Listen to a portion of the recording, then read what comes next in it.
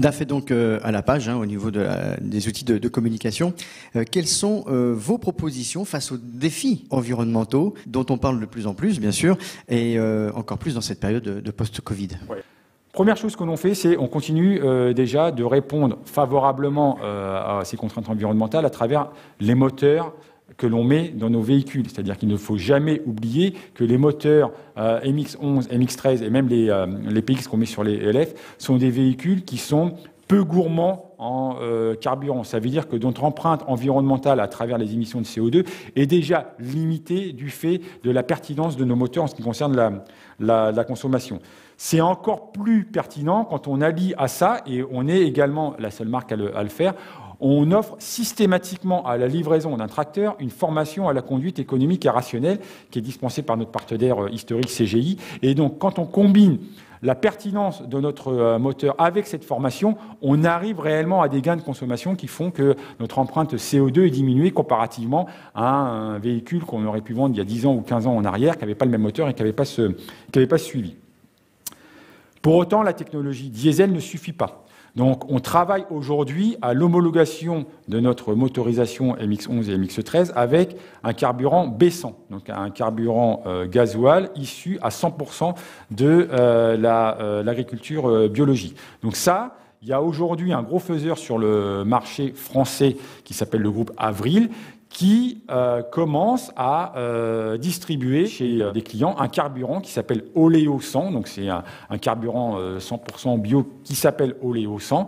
Et donc, nous, DAF, on veut bien entendu suivre cette tendance qui est soutenue également par non seulement les transporteurs, mais par leurs chargeurs pour offrir une réponse différente du diesel classique. Donc, on est en cours d'homologation de nos véhicules à ce carburant Oléo 100. Vous savez, on l'a présenté il y a 2 ans maintenant à l'IA, qu'on a également une gamme de véhicules hybrides. On a un CF hybride. Et vous avez vu la semaine dernière qu'on a lancé un nouveau CF électrique, après l'avoir mis sur le marché il y a 2 ans. Nouveau CF électrique avec encore plus d'autonomie. On passe de 120 à 200 km d'autonomie et plus de charge utile puisqu'on a en fait on a changé les batteries pour avoir des batteries bien meilleures.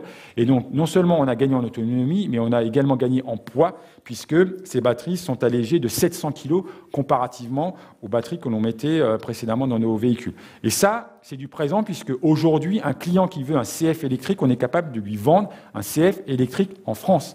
Aujourd'hui, la technologie est sûr, donc on vend à partir d'aujourd'hui, à partir du mois de septembre, les CF électriques dans l'ensemble des pays européens, dont la France, bien entendu.